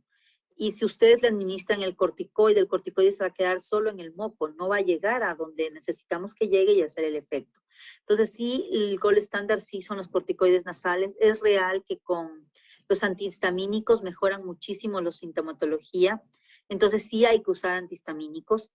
De preferencia si es de segunda o de tercera generación, inclusive los de cuarta generación.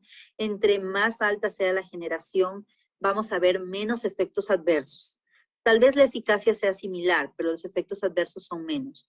Obviamente, el de segunda generación, que vendría a ser la loratadina, es muy, muy barata en comparación con los de tercera generación, que serían la cetiricina, o los de cuarta generación, que va a ser la levocetiricina y la desloratadina, ¿no es cierto? Esos son como lo más alto en cuanto al tratamiento con antihistamínicos, pero obviamente el precio pues también va subiendo así y ustedes tienen que analizar a su paciente desde todos los ángulos posibles, ¿ok?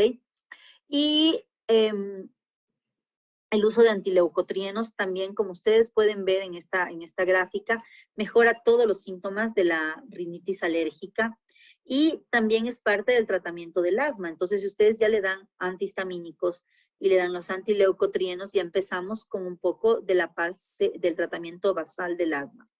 Aquí no son corticoides inhalados, sino más bien son corticoides nasales, son corticoides tópicos. Hay mucha discriminación en cuanto a si estos corticoides también tienen un efecto sistémico y no lo tienen. Los corticoides tópicos, ya sean inhalados o a nivel nasal, no tienen un efecto sistémico. Pero sí tengan mucho cuidado con los corticoides sistémicos, es decir, con la prednisona bioral. A mí me da mucho miedo usar corticoides y veo a muchos médicos que los usan de una manera muy deliberada. Ante todo en la vida utilizan corticoides. Y eso es un problema. Entonces aquí están más o menos las dosis de los corticoides inhalados para la rinitis alérgica, ¿sí? Dependiendo de la edad, entre más chiquito se puede usar es la fluticasona. Obviamente la fluticasona es un poquito más, el propionato de fluticasona es un poquitico más caro, pero es la que se puede usar en más chiquitos, ¿sí? Y aquí están los antihistamínicos en la rinitis alérgica, en el tratamiento entre los 6 meses y los 2 años, nos dan la cetiricina y nos dan la desloratadina. Y nos dan, bueno, estas de acá menos usadas. ¿Qué es lo que sucede? Nosotros en el sector público y ministerio solo tenemos loratadina, es lo que está en nuestro cuadro nacional de medicamentos básicos. Pero miren, la loratadina no se puede administrar en niños menores de 2 años. No se debe de administrar en niños menores de 2 años. Eso es una parte importante. ¿Qué sí puedo administrar? La cetiricina. Inclusive la levocetiricina me da que no la puedo, no me da luz verde para administrarla. Sí así la desloratadina. ¿Ok? Entonces ustedes vean, la desloratadina y la levocetiricina son los de cuarta generación. Cetiricina, tercera generación, loratadina, segunda generación. ¿Ok? Entonces, ¿qué puedo usar? Solamente la cetiricina. De 2 a 6 años ya pueden utilizar casi todos. A partir de los 2 años ustedes pueden utilizar cualquier antihistamínico, incluida la loratadina, ¿sí? De 6 a 11 años, pues igual lo que vamos haciendo es subiendo las dosis. Más o menos la dosis va entre 0.2 y 0.3 miligramos por kilo de peso. ¿Ok? Eso en cuanto al tratamiento de la rinitis alérgica. Entonces, ¿qué necesitamos? Son sus síntomas crónicos, eso es muy importante, recuerden. El resfriado común produce los mismos síntomas que la rinitis. Nos pica la nariz, tenemos rinorrea, hay estornudo, hay congestión nasal, hay síntomas óticos, hay prurito nasal y no es una rinitis. La rinitis alérgica se diagnostica con su característica crónica y además de eso se asocia también a la hipertrofia de cornetes que se examinan en la otoscopía simple. ¿Ok? A ver, aquí tengo la discinesia ciliar primaria, que creo que no era algo que lo habíamos visto con ustedes. Con ustedes más bien me dijeron la tosferina. No la puse aquí, pero podemos analizarla. ¿Qué era la tosferina? ¿Qué es la tosferina?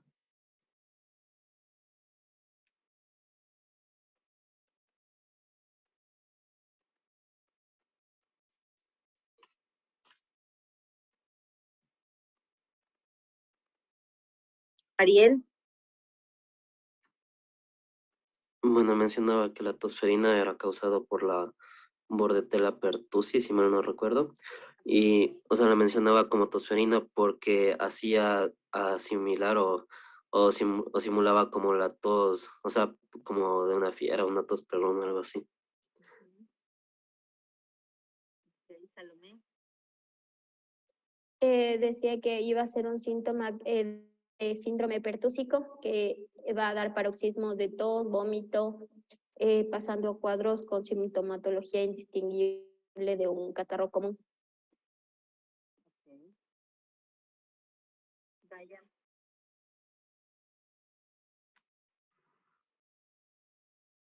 Daya Minuesa. Tiene 4 pasos de patogenia. La primera es la inoculación y adhesión al epitelio respiratorio. La segunda es la multiplicación y elevación de las defensas del hospedador. La tercera es el daño local. Y la cuarta son los efectos sistémicos. Entonces, tras tomar contacto con el epitelio respiratorio, esta bacteria se va a anclar exclusivamente a las células ciliadas gracias a que tiene muchas adhesinas en su estructura, lo que va a dificultar que haya una migración de linfocitos y macrófagos al lugar de la infección y tampoco va a haber, se va a dificultar la fagocitosis de la bordetela porque va a bloquear la expresión de defensinas locales del árbol respiratorio. También esto es lo que va a provocar es como una evasión a las defensas que tenemos nosotros. Dice que no se conoce exactamente cuál es o sea, por qué se da esos paroxismos de la tos, pero dicen que es por una toxina tusígena que tiene la misma bordetela, que es para, como un mecanismo de no descubrirse ante nuestro sistema inmunológico. ¿Cómo es el paroxismo de la tos? ¿Han escuchado a un paciente con tosferina? No. ¿No? ¿Quién ha escuchado? ¿Quién me puede decir cómo es el paroxismo de la tos? Diana, ¿tú? O sea que se presenta más en la noche y son por varias veces al día, son más o menos 7 veces al día, pueden llegar hasta 20 veces. Y es de predominio nocturno. ¿Eso? Gianfranco.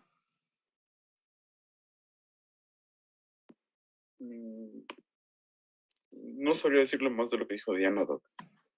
Ya, Doménica.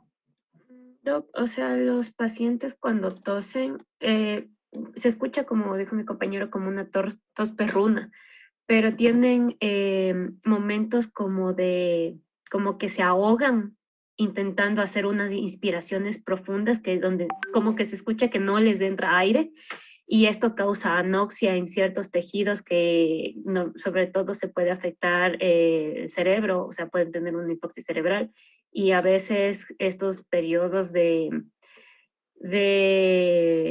ahogamiento, digamos, puede causar que se desmayen.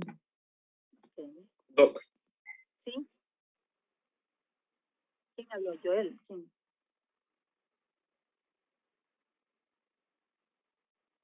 Gianfranco, ¿tú hablaste? Doc, tengo un video, pero es de adulto, no sé si tal vez se pueda extrapolar. Podría servirnos, sin embargo, sí, sí podría servirnos. ¿Le comparto? Sí, a ver, vamos a ver qué tal está ese video.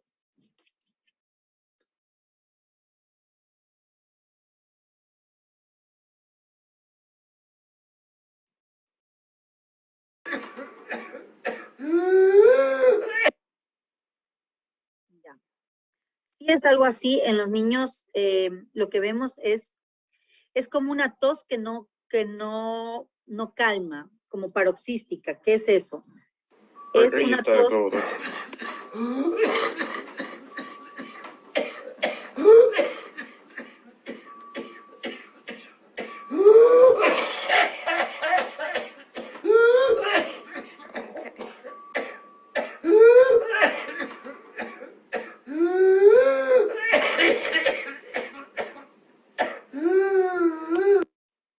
Ahí creo que se vio mejor.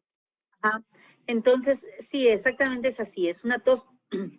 A ver, yo a veces hago y luego me quedo doliendo la garganta, pero es como que no calma la tos. Empieza a toser y el paciente no deja de toser. Y luego termina muchas veces en un vómito, ¿sí? Es como que se va de largo esa tos. No descansa el paciente en la tos. Y es en una sola inspiración, se va de largo. Y muchas veces el paciente se nos pone cianótico en el momento en el que presenta ese paroxismo, ese de largo, entonces el paciente se nos pone completamente cianótico y muchas veces termina en vómito. Tiene unas fases esta tosferina. ¿Cuáles son? A ver, Diana, dime. Había visto que tiene 3 fases, la fase catarral, la paroxística y la fase de convalecencia. En la catarral es como similar a un resfriado común, tiene rinorrea, congestión nasal, tos, puede tener una leve febrícula. En la fase paroxística, la fase catarral dura hasta 2 semanas. La paroxística dura de 4 a 8 semanas y va a tener el gallo inspiratorio, la tos que ya ahorita vimos. Y ya la fase de convalecencia va a ser 2 o 4 semanas después de que ya pasa, porque la tos va a disminuir gradualmente y después va a reaparecer en meses o años. Y pueden ser cuadros clínicos más severos. Entonces, ¿qué es lo que tenemos con la tosferina? Primero que sí es una infección aguda, chicos, no es crónica. Ayer teníamos la duda y me decían, es que es una patología crónica y entonces por eso sí puede ser. Pero la tosferina es una patología aguda. ¿Cuánto dura la tosferina? Más o menos 100 días, como unas 12 semanas puede llegar a durar, ¿sí? Entonces, obviamente eso le da una característica de ser muy larga, pero no es tan crónica como lo podría ser el asma o los síntomas de la rinitis alérgica. Entonces, tenemos la fase catarral, que es muy difícil distinguirla de un resfriado común. Entonces, en esta fase catarral, la única característica que tendríamos es que dura un poco más, ¿sí? Porque dura 2 semanas, ¿no es cierto? Y tenemos síntomas respiratorios y esta es la fase en donde hay una mayor cantidad de contagio. Recuerden que la tosferina es súper contagiosa, ¿sí? Entonces ahí es donde se contagian. ¿Y cómo se contagian los pacientes de tosferina?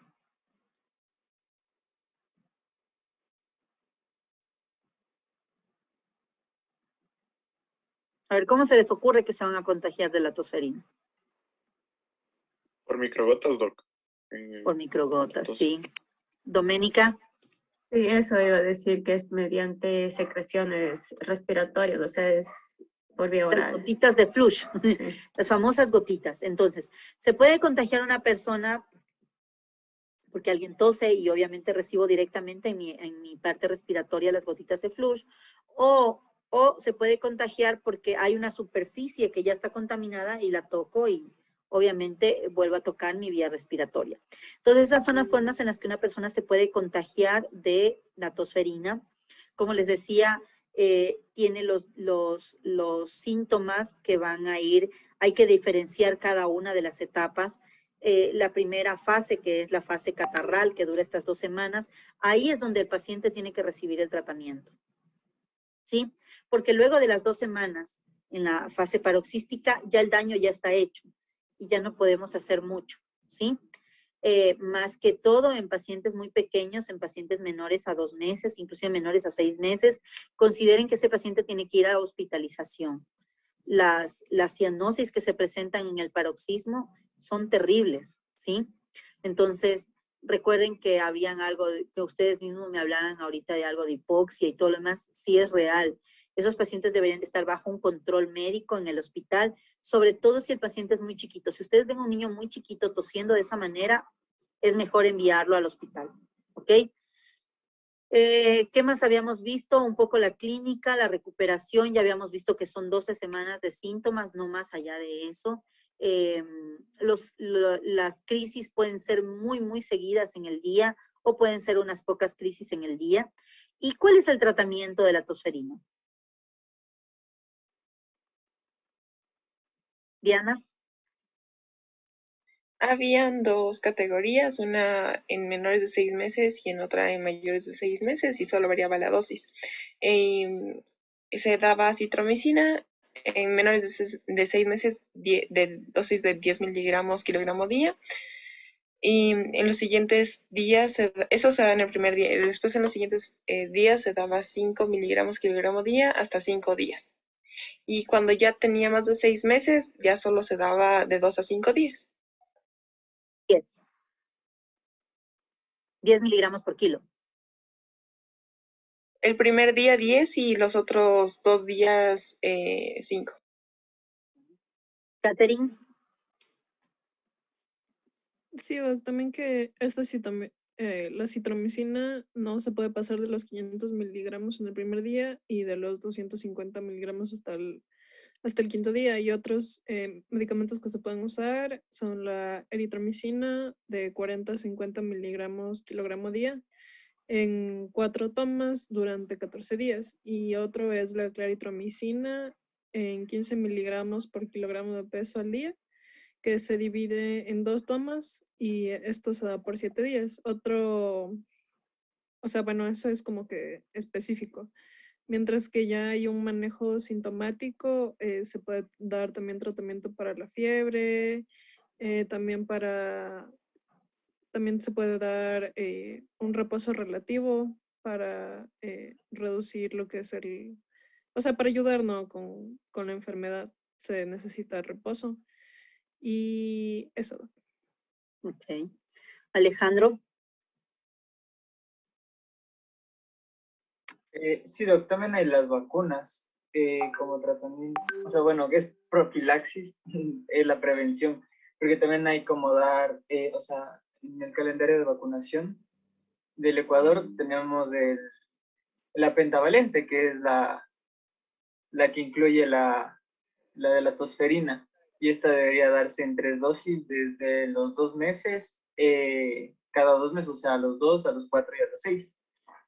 Entonces esa sería la mejor prevención que hay para tener la pertusis. Y la lavadita de manos, ¿no? Ajá. Y los antibióticos, había una dosis de profilaxis para pacientes que no tengan la inmunidad completa y que hayan tenido contacto con una persona con Bordetella pertussis. Vanessa. Existe una alternativa a la acitromicina, que es la eritromicina. Entonces, en los menores de 1 mes, a la acitromicina de 50 miligramos kilogramo día, dividida en 4 dosis por 14 días, y es la misma dosis para de 1 a 5 meses y mayores de 6 meses y niños. Solo cambiaría cuando ya es adolescente y niño, que la dosis sería 500 miligramos cada 6 horas por 14 días. Entonces, ¿cuál es la piedra angular del tratamiento de la tosferina? Va a ser los macrólidos, ¿no es cierto? Dentro de los macrólidos, pues la citromicina y la claritromicina van a ser los más usados, la eritromicina menos. Es solamente los pacientes que tengan alergia o algún grado de problema en la administración de claritro o acitro. Ese tratamiento, recuerden que debe de recibirlo el paciente en la fase catarral, ¿sí? Porque luego no va muy bien, ¿ok? ¿Dudas, preguntas en cuanto a la tosferina? Espero que les haya quedado algo claro, aunque no hayamos hecho las diapositivas de la tosferina, pero básicamente es eso, ¿sí? Y lo que nos falta, aunque no lo pusimos dentro de las hipótesis diagnósticas, pero que sí debería de ir,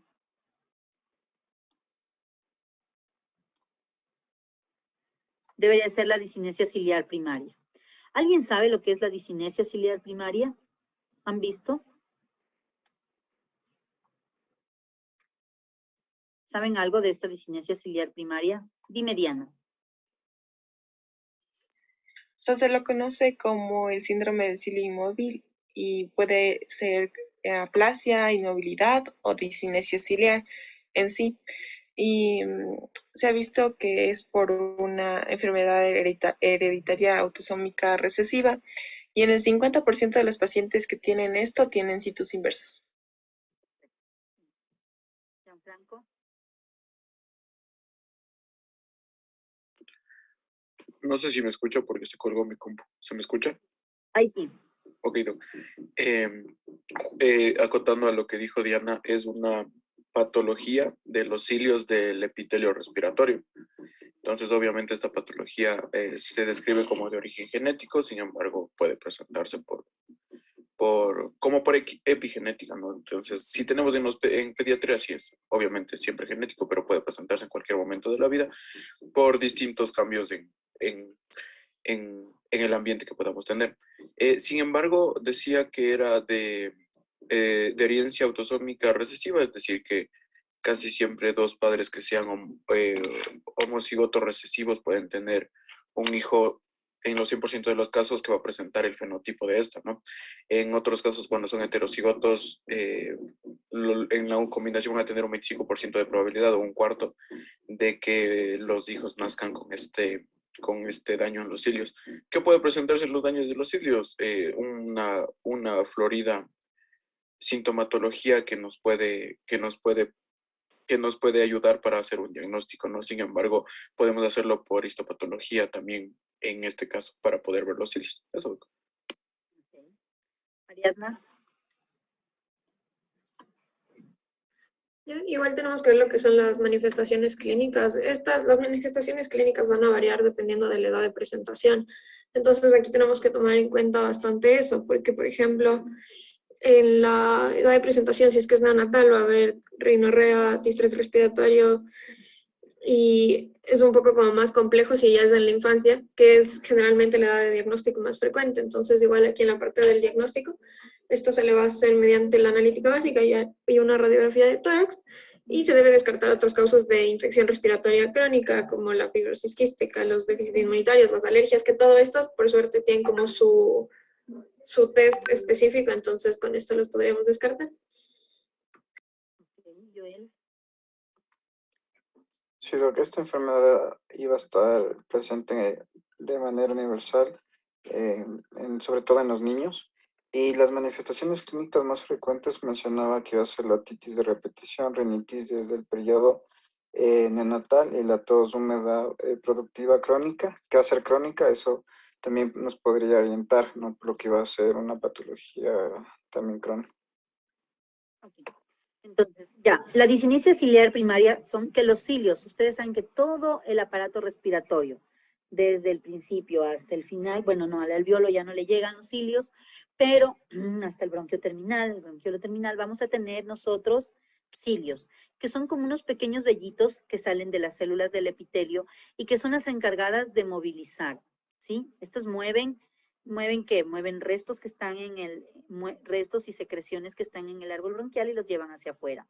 Estos mismos cilios, por ejemplo, están en el oído externo, ¿sí? Y estos son los oídos los que nos ayudan a expulsar la cera.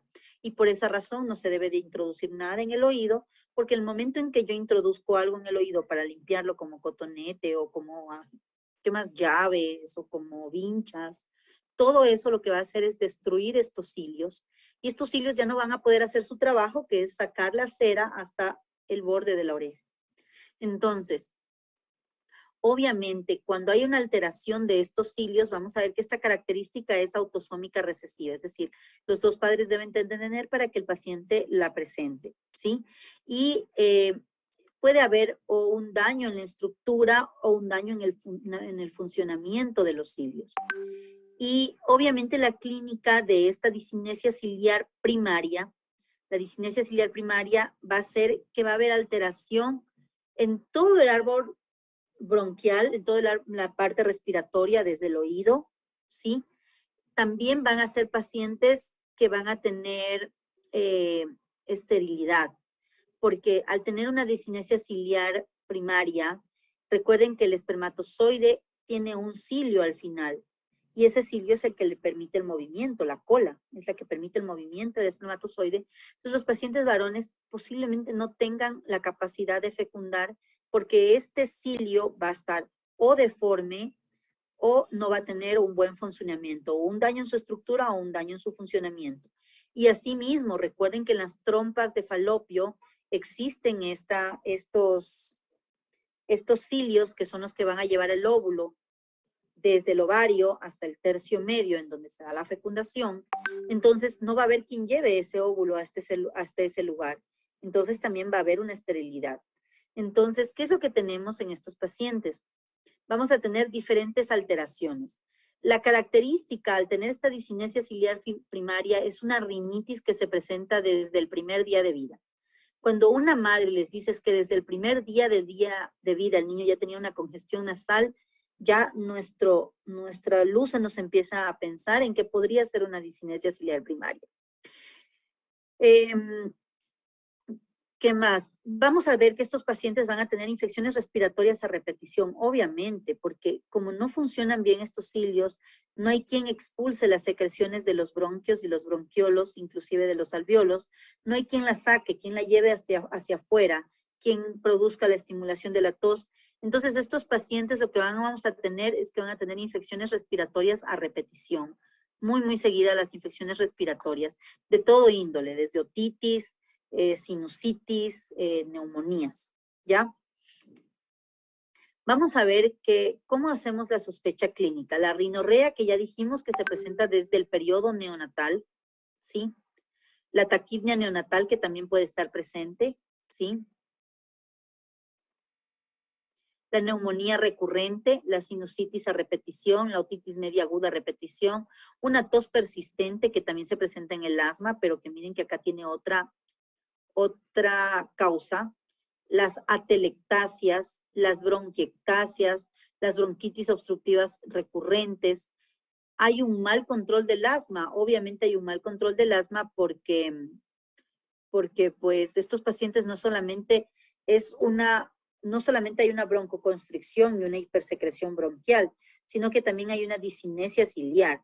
Entonces, obviamente, esto va a llevar un muy mal control y el situs inversus que va a estar presente en el 50% de los pacientes. ¿Sí ven? El corazón va a estar del otro lado donde habitualmente se encuentra, que es en el lado izquierdo, va a estar hacia el lado derecho. Este síndrome es el que se asocia a una sinusitis, bronquiotasias y situs inversus, que también es muy característica de la disinesia ciliar primaria. ¿Ok? Bueno, pues el diagnóstico se hace en varias pruebas. Está la prueba del cribado, que es sensible, pero es poco específica, no distingue entre una disinesia ciliar primaria o secundaria infección, porque luego de una infección también se pueden alterar estos cilios, y eso es lo que se conoce como una disinesia ciliar secundaria. Pero la secundaria, obviamente secundaria a otro evento, pero la primaria es la que estamos hablando desde el nacimiento, y la que nos compete pues en esta parte del paciente pediátrico, ¿sí? Esta prueba necesita la colaboración y no se puede realizar en menores de 5 años. Están estos test, el test de óxido nítrico nasal, el test de aclaramiento mucociliar con tecnesio 99 y el test de la sacarina, todos como para poder llegar a un diagnóstico de la disinesia ciliar primaria. Sin embargo, el diagnóstico del gold estándar es el estudio de la ultraestructura ciliar por microscopio electrónico. Entonces, ese va a ser el diagnóstico definitivo. Va a estudiar la función del cilio y la frecuencia y el patrón de batido ciliar, ¿sí? Tienen que tener más de 100 cilios para que esta muestra sea buena o efectiva. Entonces ahí ven todas las alteraciones que podría tener un cilio que es una cosa tan chiquitita, miren toda la estructura que llega a tener. Entonces, el tratamiento, pues hay que favorecer el aclaramiento mucociliar con fisioterapia respiratoria y ejercicio físico, tratar de forma precoz los síntomas respiratorios con cultivos, secreciones y antibiogramas para no abusar de los antibióticos, ¿sí? La monitorización de la función pulmonar, ya sea con cirugía en resección de las bronquiectasias o el trasplante pulmonar, que es un tratamiento realmente excepcional. Entre las medidas generales, obviamente, si el paciente tiene una discinesia ciliar primaria, no va a poder utilizar el tabaco porque eso va a ser un problema completo, va a tener que evitar la polución y los irritantes de la vía aérea y obviamente debería estar al día entre las vacunas de la gripe y las del neumococo, ¿sí? Tienen que descartar otras patologías como la fibrosis quística que se hace mediante el test del sudor, el déficit inmunitarias con las inmunoglobulinas, porque recuerden que los pacientes con inmunodeficiencias también van a tener neumonías a repetición, otitis a repetición, sinusitis a repetición, y no es una discinesia ciliar primaria, sino que es una alteración en su inmunidad. Entonces, esas cosas. Las alergias respiratorias, en el cual va a ir el PIC test, el reflujo gastroesofágico. Obviamente un paciente con reflujo gastroesofágico ya Vimos que puede tener neumonías a repetición y inclusive la tos crónica. Entonces ahí se va a hacer una pH-metría y las alteraciones de la vía aérea con la fibrobroncoscopía. Entonces eso en cuanto a la discinesia ciliar primaria. No sé si nos quedó algún tema por revisar. Déjenme ver.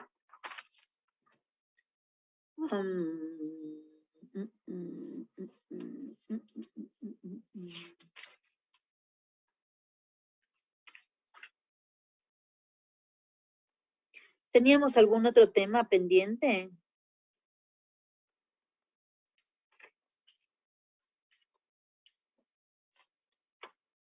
Ah, ya, sí. ¿Saben qué tema nos falta? El tuberculosis. A ver, ¿qué sabemos de la tuberculosis? Ya estamos a punto de acabársenos el tiempo, pero podríamos revisar un poco mañana tuberculosis, ¿sí? De una manera muy, muy breve, no tan profundo, pero sí necesitamos saber los síntomas.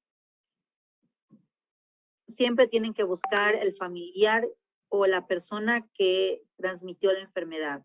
Eso es muy importante, ¿sí? Vamos a ver los síntomas, vamos a ver un poco del tratamiento. Eso, básicamente, en cuanto a la tuberculosis. Y vamos mañana a analizar el cuadro clínico de nuestro paciente para ver cuál será nuestro diagnóstico definitivo una vez hemos revisado todas nuestras patologías. Una cosa más es que el asma y la discinesia ciliar primaria sí podían coexistir también. No se descartaba la una a la otra. ¿Ya? Eso, doctores, ¿hasta aquí tenemos alguna duda, alguna pregunta?